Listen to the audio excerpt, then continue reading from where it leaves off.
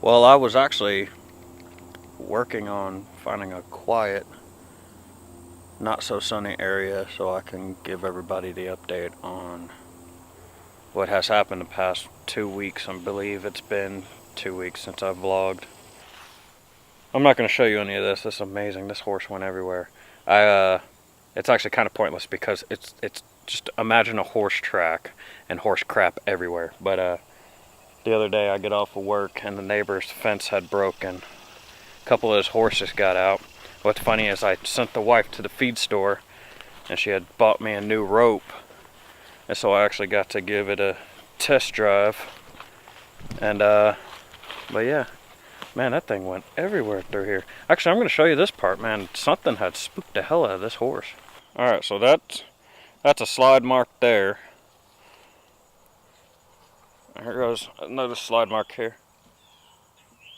And there goes a couple more slide marks. I know the camera doesn't do its justice, but this is actually a horse coming through here. I mean, I guess you can judge it by my foot. There you go. This horse coming through here sliding, and it seemed to slide. Man, it seemed to slide. We're not even on a hill. This is slide. Here you go. There's an indentation of a horse hoof right here. I don't know what in the world could have scared a horse that bad where I'm at. Wound up roping one. The rest of them jumped back over the fence, like literally over the part that wasn't broke. And then the one filly that I roped actually took me and took me to the broken part of the fence. So I let the neighbor know about that. But yeah, I was actually surprised I didn't get bucked off by my mare. I don't ride her often, or I haven't ridden her much this summer, which makes her and I the best couple because we really, when we want to get out, that's when we go riding, and we really ride. And that day, I looked at her, I was like, girl, I'm sorry. I need your help. Tacked her up. I lunged her for 5 minutes, and when I realized she was giving me what she wanted, end of story. But you're seeing a rundown trailer behind me. Ignore that. Little redneck moment on my channel. That's fine. Whatever. Make it past this poison ivy and everything. But I'm trying to get to a quieter place on the property that I hunt on. It's the private land that I told you all about, where I put my one trail camera. And that's another reason why I just use one trail camera. That's a big spider. Alright. But trying to find a quiet place, where I could give an update about the farm, our lives, and everything, so I could move on with the show. It's around the perfect time to where hopefully no deer come out. But I seem to have a problem with, you know, things interrupting me while I'm trying to do a vlog. We should be fine. Should be fine right here.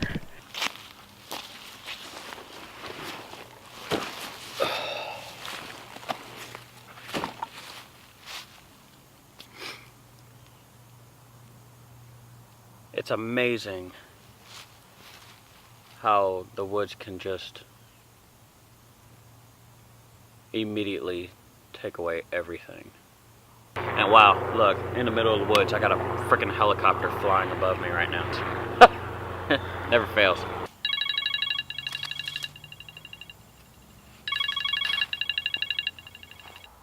I'm in the middle of the woods. I'm not supposed to have service here.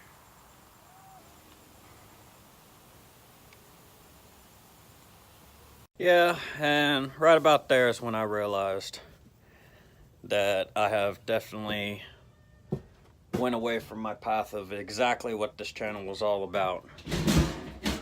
And I'm not gonna lie, these past couple weeks has been a definite challenge on not only on the channel itself, but me as a human being and the family as a whole. And you know, it's, well, let's just go ahead and get straight to it. So about 3 weeks ago, that is when all the hell really broke loose. Started with getting a flat tire on the interstate about 4 o'clock in the morning. And since where we live, we don't really have good service. I was basically on the side of the interstate for 3 hours. It's amazing. Not a lot of people stop by to ask you if you need help. And then how the truck, where it was and how I pulled it over, the jack wasn't tall enough or long enough or whatever you call it to lift up the vehicle all the way, because the suspension on the Jeep's super loose, and it's just like, I had the thing jacked up 24 inches and the dang tire still didn't come off the ground. So at least I know I could climb a couple of things with the Jeep. But so once we went from there, wound up starting noticing Stratton, one of the goats, this guy right here.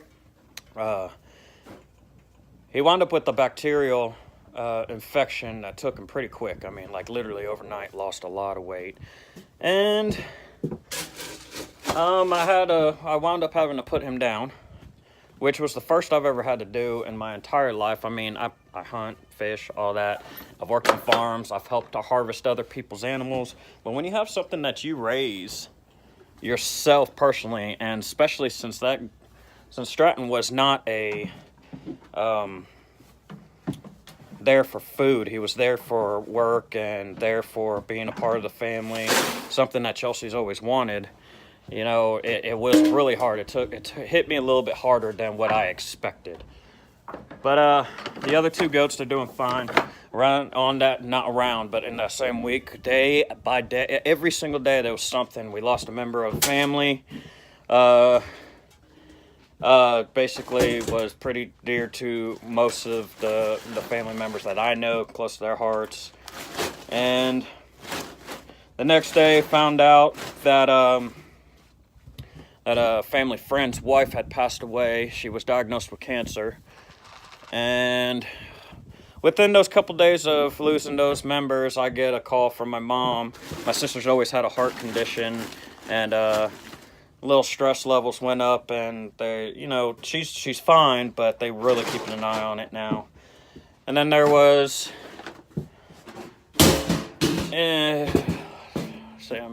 there's something I'm missing.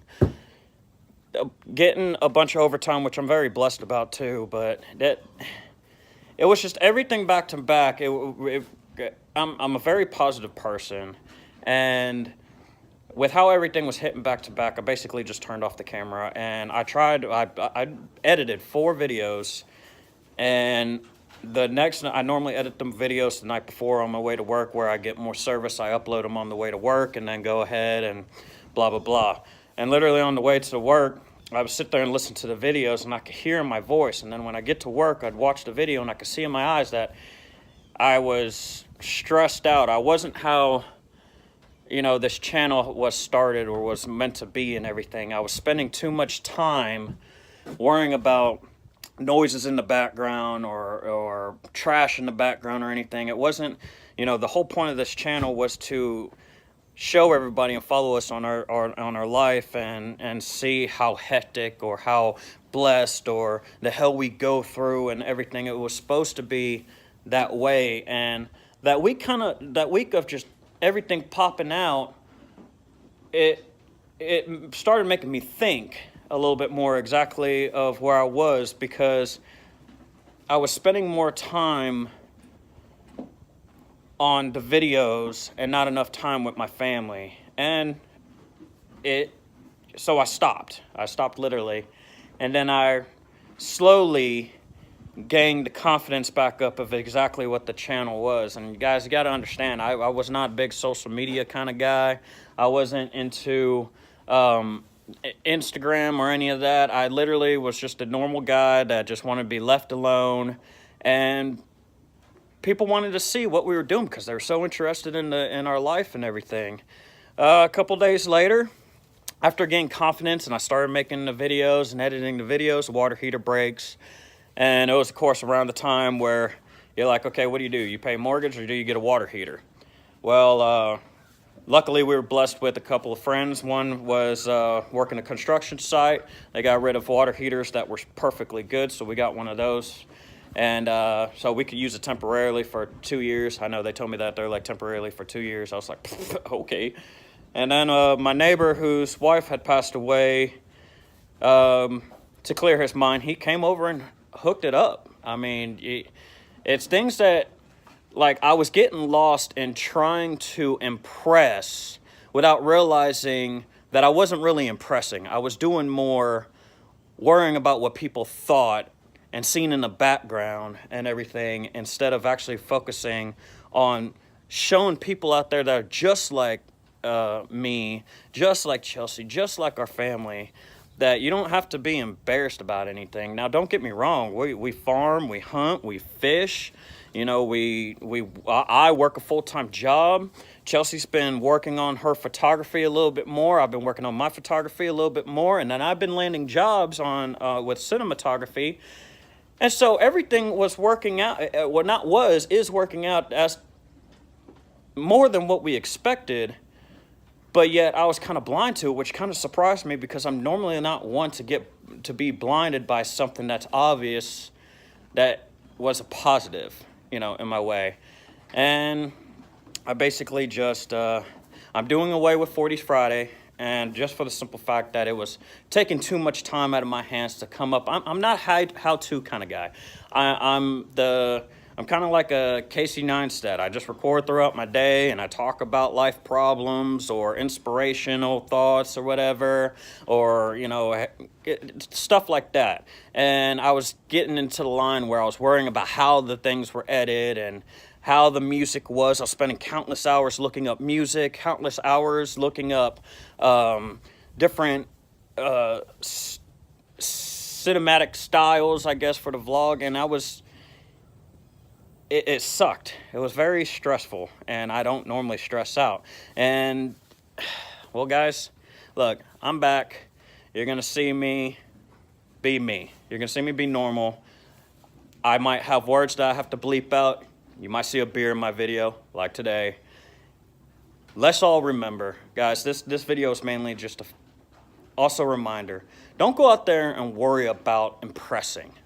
Go out there and worry about inspiring. Show people that, you know, I've watched YouTube since YouTube come out, and I've seen how vlogs have progressed and everything, and then you got people out there, and it's always the better end of the deal. It's never the backside of it. So you wonder, man, these people are like freaking strong as hell. Nothing ever happens to them. They must be great. It's not great. Of course, it's probably not great for them all the time. But how do you get there? So there's not many people that tell you or that show you their failures. We all fail. We fail every single day in something. And, you know, when I first started vlogging, I was showing my failures. And then as I went along, I was only showing the good side of the vlogs. And that's not me. The whole point was to show people that, you know, there's people like me out there who don't know how to, and I want to show them how to do stuff, or how we get along with things, or how do we always go, where do we get our energy, blah, blah, blah. That's what Muddy Veins is all about. The whole point of being self-sufficient off the land, taking the opportunity, taking advantage of time, and basically going out there and showing people, showing the world that you can. It's more important to count your blessings. It's more important to count how, or to tally up how many times you could be positive in a day. That's the point. That's what I wanted to get out of this channel. So for these past couple weeks, I've sat down, I've thought about it, reminisced on it, marinated in my failures, or in the hell that I've been through, and I went ahead and conquered it. And from now on, guys, I'm not worried about it. Every once in a while, you might get some, you know, small films or small movie clips or B-rolls, whatever you want to call it. You know, I love doing that stuff. That stuff doesn't stress me out. That actually relaxes me. It's when I wanted to get the perfect shot, the perfect angle and everything for a vlog. You know, there was something always in the background. I mean, hell, you seen it. I went in the middle of the woods. I had a helicopter hovering above my head for like 5-10 minutes.